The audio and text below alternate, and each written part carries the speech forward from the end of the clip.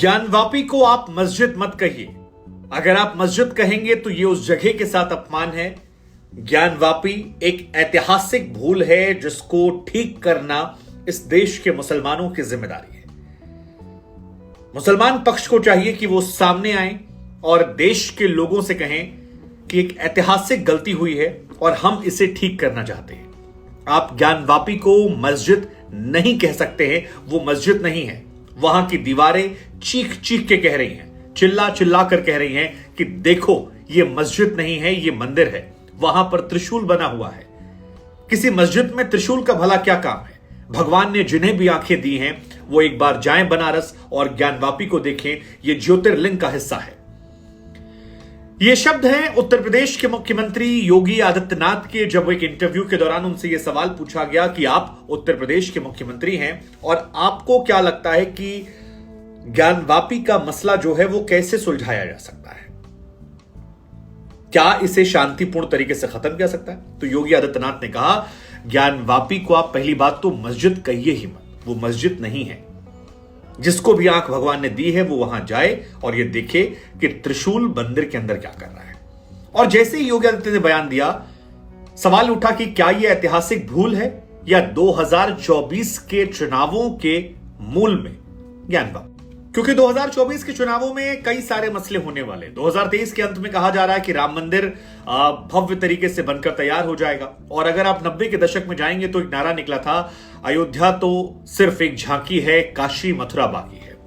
90 के दशक में जब इसकी कमंडल के बाद मंडल के बाद जब कमंडल की शुरुआत हुई थी तो राम मंदिर आंदोलन उसके मुख्य उसमें था और इस पर बीजेपी को सियासी तौर पर बहुत फायदा भी मिला। बीजेपी हालांकि इसे सियासत का नहीं बल्कि धर्म का विषय बताती है। वो कहती है कि हमारे लिए ये धर्म है और इसे सियासत से जोड़कर ना देखा जाए। योगी आदित्यनाथ के गुरु या दादा गुरु की बात की जाए, दोनों की भूमिका राम मंदिर को आंदोलन को लेकर रही है और योगी आदित्यनाथ व्यक्तिगत तौर पर भी अयोध्या जाते रहते हैं। वो उन मुख्यमंत्री या कहें कि देश के उन नेताओं में हैं जो सबसे ज्यादा अयोध्या रामलला के और हनुमानगढ़ी के दर्शन करने जाते हैं। उनका अयोध्या से एक विशेष लगाव है और इस बात को वो खुलकर कहते हैं, कहीं छिपाते नहीं है। लेकिन अयोध्या के बाद आरएसएस की तरफ से बयान आया था कि अब हम आगे की लड़ाई नहीं लड़ेंगे, हमारा मुख्य मकसद अयोध्या था जिसे कर दिया गया। अब आगे जो है काशी मथुरा को लेकर उस तरह से उनका स्टैंड नहीं निकल कर आया। लेकिन एक तरफ ज्ञानवापी का मसला जब कोर्ट में है और इलाहाबाद हाईकोर्ट से फैसला आने को है कि सर्वे किया जाए ना किया जाए, और उस सर्वे के पहले योगी आदित्यनाथ का यह बयान निकल कर आता है तो फिर सियासत देश की गर्मा जाती है। और सियासत गरमाई तो फिर असदुद्दीन ओवैसी की तरफ से टिप्पणी भी निकलकर सामने आ गई। ओवैसी ने कहा कि यार मामला जो है वो कोर्ट में है। योगी आदित्यनाथ जानते हैं कि मुसलमान पक्ष जो है उसने एएसआई के सर्वे का विरोध किया है। वो नहीं चाहते हैं कि इसको लेकर सर्वे हो।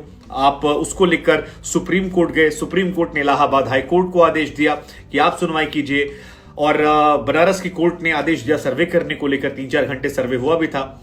लेकिन योगी आदित्यनाथ सब जानते हुए भी कानून को नहीं मान रहे हैं, ऐसा ओवैसी कहते हैं। ओवैसी कहते हैं कि आप मुसलमानों पर दबाव डालना चाहते हैं, ये जानते हुए कि वहां पर वो मस्जिद को लेकर विरोध जताने गए थे, वहां सर्वे ना हो। फिर ओवैसी कहते हैं कि जिस जगह पर 400 साल से मस्जिद है, आप वहां चाहते हैं कि एक दबाव जो है बन जाए। क्या आप प्लेसेस ऑफ वर्शिप एक्ट को नहीं मानते हैं?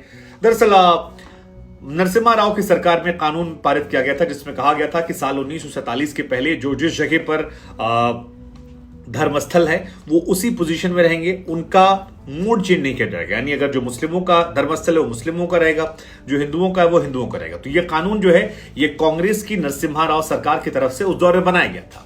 लेकिन अब ये मामला क्योंकि सर्वे का है और सर्वे गया है इलाहाबाद हाईकोर्ट में, उससे पहले योगी आदित्यनाथ ने कहा है कि ज्ञानवापी को तो मस्जिद कहा ही ना जाए।